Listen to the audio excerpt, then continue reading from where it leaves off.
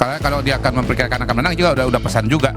Begitu kan? Ya kan begitu. Jadi dari survei begitu ya? Nah, Dari Kodari ini sebenarnya tim sukses, Anda tim sukses 02 atau ahli sih sebenarnya? Nggak, terus terang dong. Saya tim sukses 01, Anda 02. Gini, saya diundang Nah, di Anda sini, tim saya sukses nggak tahu. 02 enggak? Gini, saya Ataukah Anda diundang bagian oleh dari konspirasi itu? News untuk Saya tanya, Anda sesuai konsisten dong. dengan apa yang Anda diberikan konsisten kepada dong. saya. Akan bahwa Anda Maksud bagian saya, dari jangan 02. Jadi begini, ya. saya Ya atau tidak itu? Ada aktivis, pengamat, peneliti. ada ahli yang kemudian berpura-pura independen, tetapi dia menjadi bagian dari konspirasi itu. Itu yang saya tentang. Karena itu Refli Harun mengatakan saya bagian dari 01. Saya jujur mengatakan tidak main di belakang, main di depan. Ya. Oke. Pertama soal bahwa sudah menyiapkan acara deklarasi atau acara perayaan dan sudah pesan perlengkapan segala macam, itu jawabannya gampang sekali. Bahwasanya kita sudah melihat dari indikasi hasil survei ya dan analisa-analisa lainnya bahwa 02 akan menang. Dan sebaliknya saya mau mengatakan begini, kalau 01 tidak menyiapkan dan tidak pesan alat band, 01 sudah memperkirakan dia akan kalah gitu loh. Kalau saya sih berharap jangan Anies, Ahok lah. Kenapa? Hah? Kenapa jangan Anies? Karena Ahok kader PDI Perjuangan, sementara Anies bukan. Jelas toh? Toh elo-elo. Oke, baik. Ya, jadi menurut saya mulai hari ini dengan keluarnya keputusan MK itu, berhentilah DPP PDI Perjuangan untuk menyebut nama Anies. Iya, kenapa? Jelas-jelas bukan kader dia. Ngapain dia sebut-sebut nama Anies? Sementara dia udah bisa maju sendirian. Lain kalau PDI Perjuangan nggak bisa maju sendiri. Setuju atau tidak, mahasiswa? Nah itu, setuju. Itu dia benar. Ya. Menurut saya, Anies kalah. kan Anda kan pelaku survei. Anda percaya nggak dengan survei-survei yang dilakukan SMR? Oh percaya. Nah, Anies yang tertinggi for the time being. Gini saya tambahkan. Ngapain Saya Anda tambahkan. kemudian Waktu pilpres mendorong dulu, partai PDIP awalnya Anies tidak juga unggul, menyalurkan Anies. tapi ujungnya kalah. Kodari ini takut banget sih sama Anies. Enggak takut. Takut Anda, kelihatan bener Mana takut. ada pemenang takut? Wah, takut. Ini data historis. Ini kelihatan. Awalnya Anies menang, Weh, tapi Anda kemudian itu jadi kalah. takut kalau Anies nyalon. Oh, Kenapa jangan sih takut, heran? maju aja. Kita bertanding Yang saya aja. bantah ini begini. Anda kan sudah Beliau 12 mengatakan partai politik. bahwa Anies ini akan Kok begini. penakut sekali Zaman sih menang Anda pilpres jadi sudah orang kalah. sudah Tondo-tondonya presiden, kalah. sudah wakil Tondo-tondonya presiden, kalah. sudah menteri-menteri, sudah apa penakut dia ini orang, Nggak heran takut. saya. Oke. Cuma Cuma dengan mengoreksi Anies datanya kok Pak Iwan takut. aja. Dengan gaya menjilatnya yang selalu membela penguasa dalam persoalan apapun di negeri ini. Kodari sukses besar dengan manisnya imbalan menjadi seorang pejabat, fasilitas mewah, harta berlimpah, dari gaji dan tunjangan yang dia dapatkan. Semua kemewahan itu, kitalah rakyat Indonesia yang membayarnya. Melalui jejak digital Kodari, kita bisa mengetahui hamba kekuasaan yang berkedok sebagai pengamat ini sangat vokal dalam membela penguasa dengan membabi buta. Oke, Terakhir, oke, baik. terakhir betul, Udah, terakhir udah, betul. cukup. Nanti Ini dulu, penting nanti sekali dulu. karena belum pernah diucapkan di media. Apa? Saya sudah tanya dengan Pak Prabowo langsung. Pak, yang menentukan anggota kabinet siapa? Kameranya di sini. Oh, itu kameranya Ya, ya. ya. Saya sendiri. Tidak ada Tidak ada bisikan-bisikan Tidak ada. dari Tidak pihak-pihak ada. tertentu, Tidak ada. titipan-titipan. Iya, beliau dapat masukan, tentu Oh, saja dari timnya, oke. tapi semua keputusan dari beliau. Jadi tolong jangan ada versi yang lain-lain. Itu ya udah karena benar. saya sudah nanya langsung Iya. dengan Pak Prabowo Iya, karena memang bahwa kan ini prerogatif keputusan presiden, Mas murni Kodari. Pak Prabowo Iya. dan ini prerogatif. Kalau yang jadi presiden Anies Baswedan baru aneh tuh. Kalau di situ itu banyak menterinya Pak Jokowi. Lah ini Pak Prabowo yang Karena memang didukung. perubahan ya, Iya. gitu ya. Iya, iya. Dan aneh juga kalau misalnya Anies Baswedan terpilih tiba-tiba ada Kodari di situ. Kalau menang Pak Anies Baswedan, Presiden Indonesia menang pada nih, yang dipanggil ke temu presiden itu Henry Satrio. Tapi kan sedikit Pak Leli. ya betul, itu tidak bisa dibantah. Nah, pokoknya kalau Pak Prabowo-nya nggak ngomong sendiri sih sama aja itu. Gimana? Itu versinya Pak Kodari kan kita nggak bisa nanya ke Pak Prabowo. Nggak bisa dikonfirmasi. Juga, tapi kan saya Nah, tidak masalahnya, mungkin ngarang bahwa orang-orang- saya nanya kepada Pak Kan Prabowo. 17 orang itu beneran nggak kompatibel dengan paradoks Indonesia? Masa sih ada Nggak orang-orang terjawab tadi tuh. yang Kompatibel nggak Pak Wi?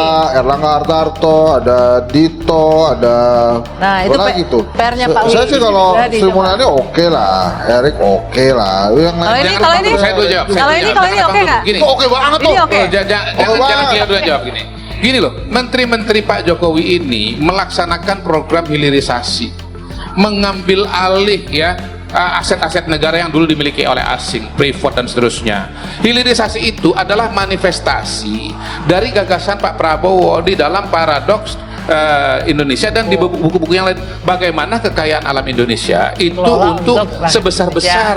Jadi bagi saya Bu Kodari ini kesatria benar, tidak berpaling. Mr. Q. Jadi jatah saya ini sebetulnya 3 orang ini ngomong. Saya jujur agak terganggu dengan pernyataan saya sendiri banding 5. Bahwa seolah-olah yang 5 Bos, ini dalam setiap satu kita barisan, berbicara ini kita dan kasih Anda barisan framing. tersendiri. Anda jangan berpretensi. Itu- Anda tuh nggak kasih framing. itu Anda yang tuh saya framing luar tolak. biasa. Iya, tapi Anda yang- pembicara yang naif kalau Anda Itu yang berbicara saya lalu tolak. mengatakan Saya Anda nggak sejak- framing. Sejak dari awal saya sudah mengatakan. Oke, bahwa izin saya lanjutkan ya. Artinya Baru jadi lupa kalau- apa ya? Barusan saya yang paling depan menjelaskan kepada pemirsa Itu makanya, kenapa kalau Anda komposisinya ulang- seperti ini. kalau Anda Saya ini ulang-ulang. tidak mempersoalkan mengenai komposisi, oleh karena itu enggak. jangan diulang-ulang. Loh, Seolah-olah saya nggak nggak bisa saya fair. cuma minta waktu Anda untuk nggak berbicara. fair, karena Anda membuat Saya dari apa- awal sudah mengatakan saya mau bicara sependek-pendeknya. Ya. Tetapi saya ini menanggapi 5 orang. Itu yang nggak bisa Menanggapi ya, 5 itu yang orang. tidak fair. Bagaimana Anda Tiba-tiba mengharapkan Anda saya mengakumulasi untuk menanggapi 5 orang seolah-olah saya menanggapi 2 Itu orang? yang saya anggap tidak fair. Bagaimana Anda yang nggak fair kepada saya. Anda bagaimana Saya mengakumulasi? menanggapi 5 orang. Saya berbicara. Anda harapkan saya Saya menghadapi 2 berbicara orang atas nama saja. diri Anda saya. yang nggak fair. Silakan Saya berbicara pemirsa. atas nama diri saya. Faisal Asegaf berbicara atas nama diri Oke, dia. stop ya. Bagaimana Anda Stop, mengakumulasi saya lanjutkan. 5 ini menjadi Stop, satu saya lanjutkan. kesatuan? Stop, saya Tidak lanjutkan. benar. Bang Bahwa Karni, saya pikiran lanjutkan. Saya beririsan dengan Saya pikiran lanjutkan. Faisal Asegaf, beririsan dengan pikirnya Refli Harun, itu hal lain. Tapi hak saya berbicara adalah sekian menit. Hak Anda berbicara adalah sekian menit. Jadi jangan diakumulasi. Bahwa seolah-olah 5 kali sekian menit kali 1 menit. Itu yang nggak fair. Maksud saya. Baik. Dengan gaya ngotot Kodari dan dibalut secara akademis dalam membela penguasa, kita sekarang bisa mengetahui motif tertentu di balik orang-orang yang membela penguasa. Seperti halnya Kodari, setelah apa yang dia dapatkan sekarang dari hasil jerih payahnya dengan cara menjilat penguasa, membela bukan karena apa adanya, tetapi karena ada apanya. Kodari, sungguh kau terlalu. Gitu loh. Jangan sampai buruk muka cermin dibelah. Itu yang terjadi pada hari ini. Buruk muka cermin dibelah. Ada teori dalam psikologi, orang yang bicara sangat cepat itu untuk menutupi kelambanan pikirannya.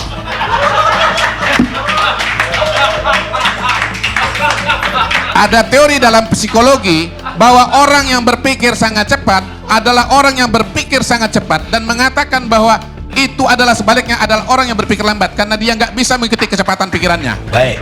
Saya sarjana psikologi, saya nggak tahu Doki. Saya belajar di 5 fakultas. Saya belajar pertama fakultas teknik, belajar kedua jurusan hubungan internasional, belajar ketiga hukum, belajar keempat ekonomi, belajar kelima filosofi itu. Oke, benar. Tapi dari 5 itu 4 DO. Maksudnya fakultasnya saya DO-in karena saya udah anggap pinter tuh. Sebetulnya 800 TPS itu bohong. Yang benar 1 TPS yang sudah dicoblos oleh Jokowi. Itu TPS yang ada di Mahkamah Konstitusi. Nggak bisa dong Bang. Apapun keputusan MK, ya proses keputusan final pemilu itu ada di tangan Ya, you mau 205 juta pemilih, Oke, 820 saya nggak juta peduli TPS. itu. Saya mau main Nggak bisa imajinasi. Abang menariknya ke sana. Itu sesat pikir itu Bang namanya Bang. Yes, itu imajinasi orang begitu.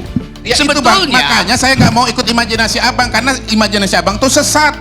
Ya kita harus bicara fakta, jangan bicara imajinasi. Saya ngerti Iya. itu gini ya.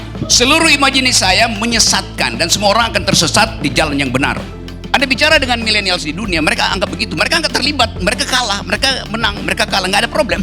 Tetapi soalnya adalah imajinasi orang tentang kecurangan itu sudah mendahului semua usaha untuk Ya itu membenarkan. Bang, saya nggak mau masuk ke sana Bang. Karena apa Bukan, Bang? kenapa you nggak mau masuk di situ? Bicara imajinasi, maka imajinasi orang akan berbeda-beda. Saya akan masuk kepada fakta. Coba. Saya nggak mau berbicara imajinasi. Saya tidak mau masuk kepada skema pemikiran yang Abang berikan tuh. Oke. Kalau saya nih Bang ya, bicara mengenai kenapa 02 menang. Kalau saya meruntut saja kepada temuan-temuan dari survei yang memang menunjukkan bahwa dukungan mayoritas masyarakat itu kepada 02 gitu. Coba, Kalau coba. hasilnya nanti kemudian ternyata 02 menang, bukan karena curang, tapi karena memang rakyat ya memilih 02 gitu Ya, Bang. saya nangkep Nah, itu. itulah yang menjadi problem. Seolah-olah semua ini adalah sebuah desain kecurangan. Itu yang saya tidak setuju. Oke, udah cukup. Termasuk juga soal belum. Oke. Karena yang akan memberitikan saya adalah Bang Karni, bukan Anda. Iya. Ya, jadi ya kan Bang Karni kan moderatornya kan gitu. Jadi semua ini adalah suatu proses dan saya bisa mengatakan dengan temuan-temuan survei yang dilakukan oleh berbagai macam lembaga yang sudah punya track record, kita bisa lihat bagaimana pola dukungan kepada 02 itu terus meningkat dan akhirnya menang. Yang kita bicarakan tadi adalah soal dirty vote. Di belakang dirty vote ada dirty hand yang dituduhkan pada KPU tuh. Dia ada dirty hand. Dirty hand siapa? Dirty hand dari dirty mind. Kan begitu kan? Siapa itu dirty mind? Ya pasti dia mastermind. Sekarang kita tanya, siapa itu mastermind? Tanya pada Jim Lee. Yang bisa mengintervensi Mahkamah Konstitusi adalah seseorang di atas Mahkamah Konstitusi. Powernya mesti berlebih. Nah, power Jokowi itu bukan saja berlebih, tetapi membanjiri Mahkamah Konstitusi. Karena dia punya power sebagai presiden, yang punya hak untuk menentukan hakim-hakim MK, kan ada jatah presiden kan? Dan dia punya power sebagai atasan moral dari Ketua Mahkamah Konstitusi. Selain Sylvester, yang telah mendapatkan hasil dari kerja kerasnya, ada juga M. Kodari yang saat ini menjabat sebagai Wakil Kepala Staf Kepresidenan atau KSP.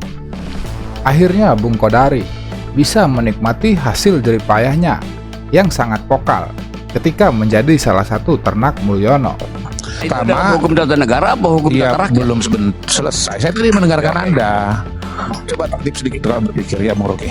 Selesai, Anda udah bicara. Dalam hukum tata negara. Ya, nggak apa-apa, nanti aja, nanti ada jawabnya nanti. Setelah saya bicara baru Anda jawab. Bukan soal tidak. Setelah saya bicara baru Anda jawab. Saya membiarkan Anda bicara. Baru saya jawab. Setuju? Oke. Presiden Abang. bisanya menyelesaikan masa jabatannya dengan baik. Abang. Kenapa Anda melihat yang 3? Kenapa nggak lihat yang 4? Abang. Buat saya peristiwa yang terjadi sekarang ini arahnya selesai sesuai dengan yang dijadwalkan. Abang tadi boleh dong, Bos. Bentar. Abang tadi begitu bijaksananya meminta waktu dari Rocky Gerung menyelesaikan bicara. Kenapa tiba-tiba Abang merampas hak saya? Namanya coba-coba. Oh, coba. Bukan. Gini. Menurut saya hati-hati kalau terlalu dekat dan kekuasaan yang sering kali kita lihat dalam banyak hal bertingkah semena-mena. Abang bisa ketularan loh, Bang. Abang bisa ketularan. Semena-mena mengambil hak saya untuk bicara. Mungkin awalnya coba-coba. Seperti yang lain juga pernah coba-coba merubah undang-undang. Kita kan saling celetukan aja tadi. Silakan. Celetuk pendek, Bang, tidak panjang. Ini pendek ini. Oke. Syarat impeachment itu ada proses-prosesnya. Sekarang prosesnya pertama nggak ada satupun indikasi. Nanti Abang jelaskan ya. Di DPR, di Mahkamah Konstitusi nggak ada itu. Lagian ngapain di impeach, proses berapa lama? Bulan Oktober Pak Jokowi udah turun sendiri. Sesat pikir, betul-betul sesat pikir. Mimpi di siang bolong itu. Nggak ada kesalahan Pak Jokowi pada hari ini yang bisa dibawa kepada Mahkamah Konstitusi. Dan proses hukumnya pun di DPR juga atau di MPR juga belum berjalan sama sekali. Nggak ada sama sekali. Jadi pada titik itu Bung Rocky bukan cuma nggak ngerti sistem politik Indonesia, dia juga nggak ngerti matematika. Matematika yang paling dasar, Bu Macica, bahwa anggota DPR itu jumlahnya sekian-sekian, lalu kemudian ada partai politik, dan partai politik yang mendukung Pak Jokowi itu ada berapa. Itu. Jadi ini namanya mimpi di siang bolong. Sangat mengkhawatirkan kalau seorang seperti Bung Rocky Gerung mengatakan hal-hal yang tidak punya dasar. Ini orang nggak ngerti bahasa Inggris. Padahal di sekolah di Inggris. Saya ucapkan impeachable, bukan impeachment. Itu aja udah ngaco tuh. Nangkap nggak bedanya antara impeachment dan impeachable? Kamu saya tanya lu, you nangkap nggak? Ya kalau nangkap, artinya you salah kan? Saya ucapkan impeachable, bukan impeachment. Dan itu ada di dalam Undang-Undang Dasar. Dimungkinkan untuk di-impeach. Itu namanya impeachable. Soal impeachment itu materialisasi. Jadi kalau urusan bahasa Inggrisnya you nggak ngerti, bagaimana saya mau terangkan lebih lanjut?